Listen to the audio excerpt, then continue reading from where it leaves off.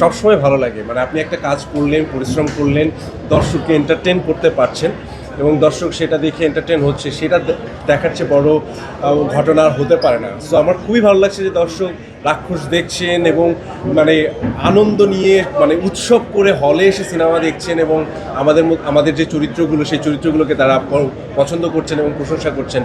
আমাদের সামনের কাজগুলো করার জন্য এটা একটা ইন্সপিরেশন, মানে আরও ভালোভাবে কাজ করতে চাই, দর্শককে এন্টারটেন করতে চাই। খুবই ভালো লাগছে, ভালো একটা সময় পার করছি।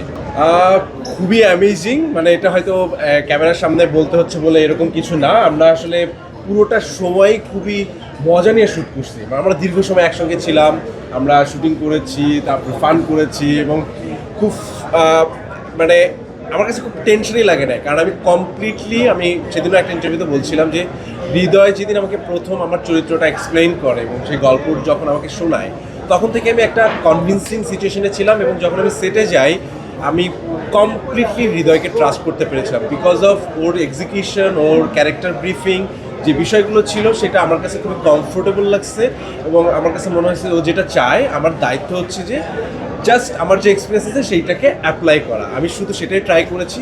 এই চরিত্র যা কিছু দাঁড়িয়েছে, যা কিছু দেখছেন আপনারা, it's completely credits goes to Hriday and হচ্ছে হোল এন্টায়ার টিম, যারা আমরা খুব মিলেমিশে এই কাজটা করেছি, যার ফিডব্যাক আপনারা দেখছেন সিনেমা হলে।